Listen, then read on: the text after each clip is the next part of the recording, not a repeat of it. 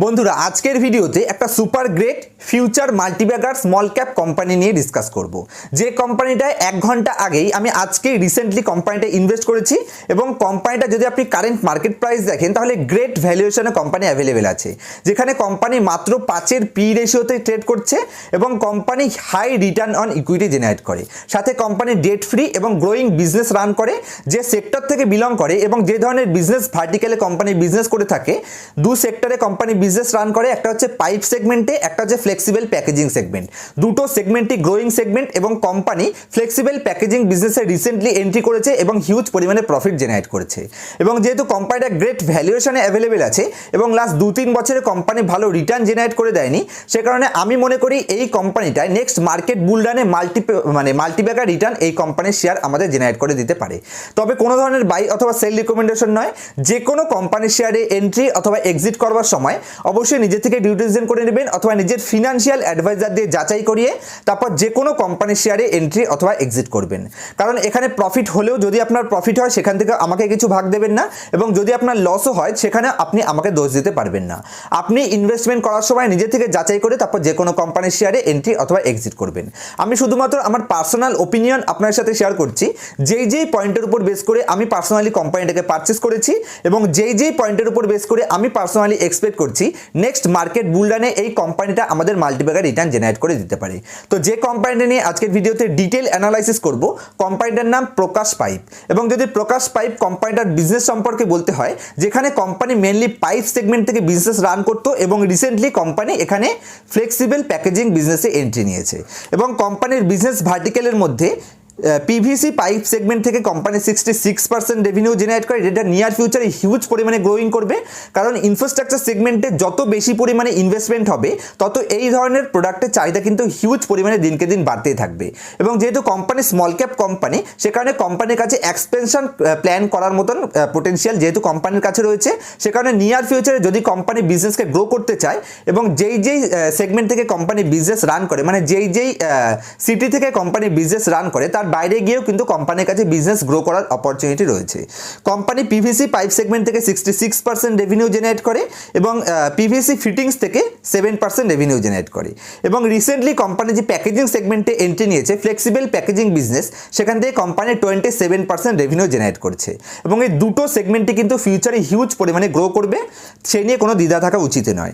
Company যদি revenue কন্ট্রিবিউশনের কথা বলতে হয়, যেখানে কোম্পানি ইউপি এবং উত্তরাখণ্ড থেকে 55% রেভিনিউ জেনারেট করে, দিল্লি এনসিআর থেকে 25% রেভিনিউ জেনারেট করে, হরিয়ানা থেকে 15% রেভিনিউ জেনারেট করে এবং পাঞ্জাব থেকে মাত্র 5% রেভিনিউ জেনারেট করে। এবং এই 4টে স্টেটেই কোম্পানি বিজনেস রান করে। সে কারণে কোম্পানি যদি বিজনেস নিয়ার ফিউচারে গ্রো করতে চায়, যদি কোম্পানি এই সমস্ত স্টেটের বাইরে গিয়ে অন্য স্টেটেও যদি বিজনেস রান করার চাহিদা করে, সেখানে কিন্তু কোম্পানি এক্সপেনশন প্ল্যান অবশ্যই করতে পারে। যদি কোম্পানির কাছে ফ্রি ক্যাশ ফ্লো থাকে অথবা কোম্পানি ঋণ নিয়ে যদি বিজনেস গ্রো করতে চায়, তাহলে সেই পোটেনশিয়াল কিন্তু কোম্পানির কাছে রয়েছে। সেক্ষেত্রে যদি কোম্পানির বিজনেস মডেল ভালো থাকে এবং কোম্পানির প্রোডাক্টে যদি দম থাকে, গ্রোয়িং সেগমেন্ট থেকে যদি কোম্পানি বিলং করে এবং প্রোমোটার যদি সৎ হয়, তাহলে ডেফিনেটলি এই ধরনের কোম্পানি নিয়ার ফিউচারে যদি আপনি লং টার্ম হোল্ড করতে পারেন, 5 থেকে 10 বছর টাইম পিরিয়ডে এখান থেকে কোম্পানির 10 থেকে 50% মানে 50 গুণ রিটার্ন দেওয়ার পোটেনশিয়াল কোম্পানির মধ্যে রয়েছে। হ্যাঁ, আপনি ঠিকই শুনেছেন, এখানে কোম্পানি এখান থেকে 50 গুণ গ্রো হওয়ার পোটেনশিয়াল কোম্পানির মধ্যে রয়েছে, তবে সেটা অবশ্যই লং টার্মে। এবং যদি কোম্পানি এখানে মেন কিছু ক্লায়েন্টের কথা বলতে হয়, যেখানে হালদিরাম, ব্যাম্বিনো, হ্যাভেলস, বিকাজির মতন এই ধরনের বড় বড় ফার্স্ট ক্লাস জায়েন্ট কোম্পানিগুলো এই কোম্পানির কাছ থেকে প্যাকেজিং প্রোডাক্ট পারচেস করে থাকে।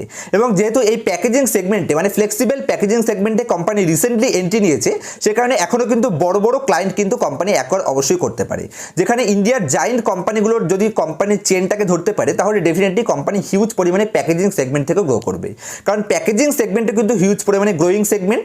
আস্তে আস্তে যত আমাদের পার ক্যাপিটা ইনকাম বাড়তে থাকবে, তত কিন্তু যত মানে আনরেগুলেটেড মার্কেট থেকে যত রেগুলেটেড মার্কেটের মধ্যে আমরা ট্রান্সফার হব, তত কিন্তু ফ্লেক্সিবল প্যাকেজিং প্রোডাক্টের চাহিদা দিনকে দিন বাড়তে থাকবে।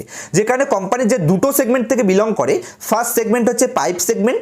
পাইপ সেগমেন্ট কেন গ্রো করবে? যখন ইন্ডিয়া একটা গ্রোয়িং কান্ট্রি, এখানে ইনফ্রাস্ট্রাকচার হিউজ পরিমাণে গ্রো হবে এবং ইনফ্রাস্ট্রাকচারে যত বেশি পরিমাণে গ্রো হবে, তত কিন্তু পাইপ সেক্টরে কিন্তু হিউজ পরিমাণে গ্রো আসবে এবং company small cap company, profit making company, company great ভ্যালুয়েশনে অ্যাভেলেবেল আছে। সুতরাং একটা কোম্পানির শেয়ারকে অ্যাপ্রিসিয়েট হওয়ার জন্য যেই গ্রোথ পোটেনশিয়াল দরকার হয়, যদি আপনি ফান্ডামেন্টালি দেখেন তাহলে অবশ্যই প্রত্যেকটা পয়েন্ট মানে প্রত্যেকটা পজিটিভ সাইন এই কোম্পানির মধ্যে আমি দেখতে পাচ্ছি।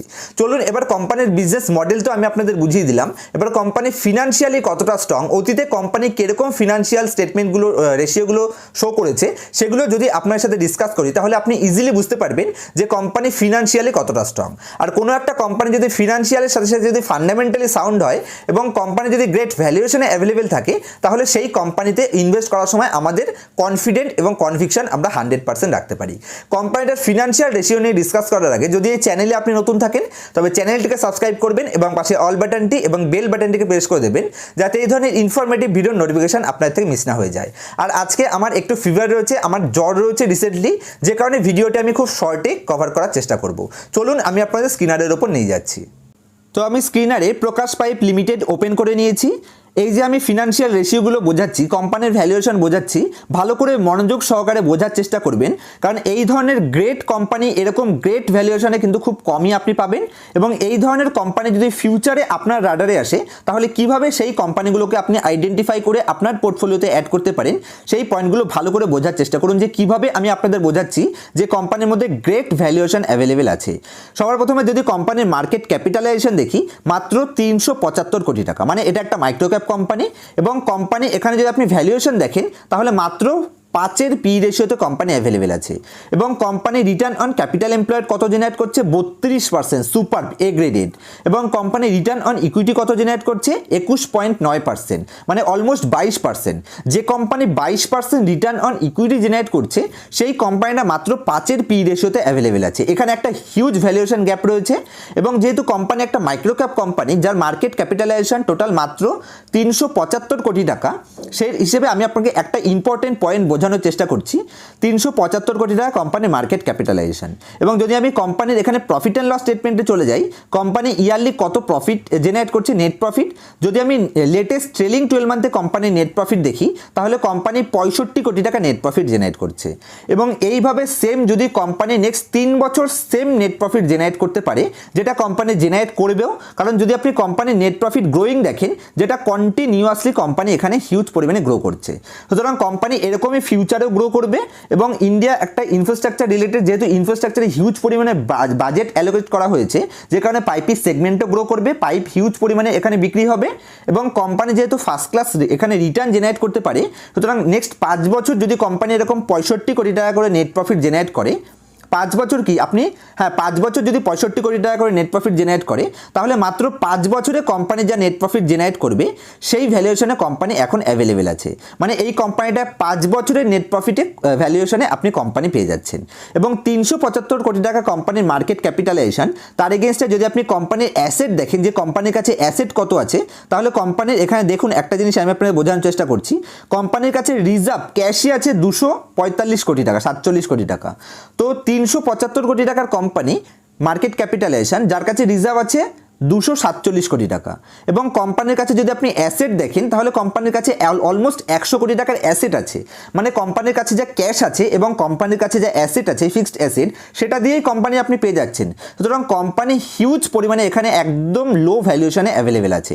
এই ধরনের কোম্পানি কিন্তু খুঁজে পাওয়া খুব মুশকিল। এবং যদি আপনি কোম্পানির কারেন্ট প্রাইস দেখেন 157 টাকাতে ট্রেড করছে এবং 1 বছরের হাই বানিয়েছিল 210 টাকা, সেখান থেকে অনেকটা ডিসকাউন্টও আমরা কোম্পানি পেয়ে যাচ্ছি। এবং আপনি যদি কোম্পানির ডেট টু ইকুইটি রেশিও দেখেন যেটা 0.04, মানে এত গ্রেট কোম্পানি, গ্রেট ভ্যালুয়েশনেও আছে, যে কোম্পানিটা ডেট ফ্রি। সুতরাং কোম্পানি ফিউচারে গ্রো করবে এই নিয়ে কোনো দ্বিধা থাকা উচিতই নয়। এবার চলুন কোম্পানি যদি আমি ডাইরেক্ট এখানে কোয়ার্টারলি এবং ইয়ারলি বেসিসে কোম্পানি যদি আমি সেলস এবং নেট প্রফিট দেখি, তার আগে আরেকটা ইম্পর্টেন্ট পয়েন্ট আমি আপনাকে দেখিয়ে দিচ্ছি।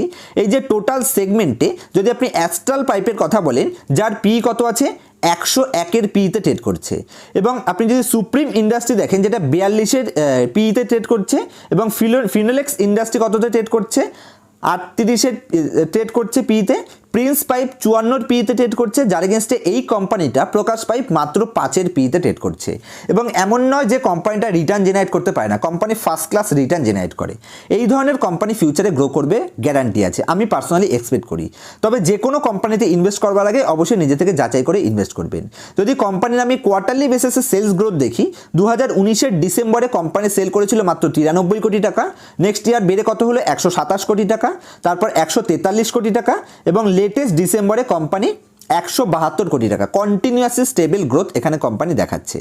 এবং যদি আমি কোম্পানির নেট প্রফিট দেখি, তাহলে মাত্র 7 কোটি টাকা থেকে ইনক্রিজ করে কোম্পানি 13 কোটি টাকাতে নিয়ে এসছে। কন্টিনিউয়াসলি প্রত্যেক ইয়ারে কিন্তু সেম কোয়ার্টারলি বেসিসে কোম্পানি ফার্স্ট ক্লাস গ্রোয়িং এখানে দেখাচ্ছে। এবং কোম্পানির ইপিএসও ফার্স্ট ক্লাস গ্রো হচ্ছে। 3-এর ইপিএস থেকে গ্রো করে কোম্পানি 5-এর ইপিএস কোয়ার্টারলি বেসিসে এখানে জেনারেট করছে।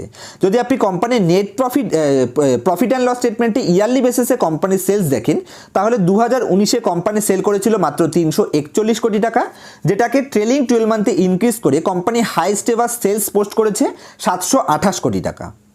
এবং যদি আপনি কোম্পানির এখানে নেট প্রফিট দেখেন, যেটা মাত্র 29 কোটি টাকা থেকে ইনক্রিজ করে কোম্পানির ট্রেলিং 12 মান্থে 65 কোটি টাকা highest ever net profit generate করেছে।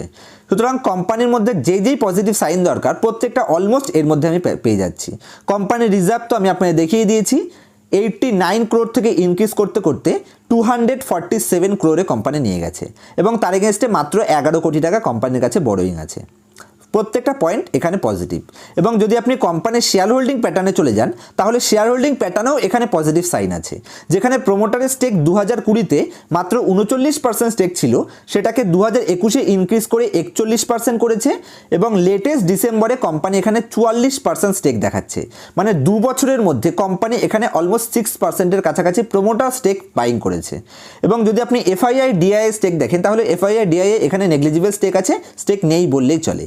এবং পাবলিকের কাছে এখানে যেখানে 2 বছর আগে 60%-এর কাছাকাছি স্টেক ছিল, সেটা কন্টিনিউয়াসলি রিডিউস হয়ে এখানে 55% স্টেকে চলে এসেছে। সুতরাং প্রত্যেকটা পজিটিভ সাইন এই কোম্পানির মধ্যে দেখতে পাচ্ছি। এবং আরও একটা ইম্পর্টেন্ট পয়েন্ট আমি আপনাদের দেখিয়ে দিচ্ছি, এই কোম্পানিটায় ডলি খান্না তিনিও কিন্তু ইনভেস্টেড, এবং তিনি কিন্তু কন্টিনিউয়াসলি তার স্টেককে ইনক্রিজ করছে।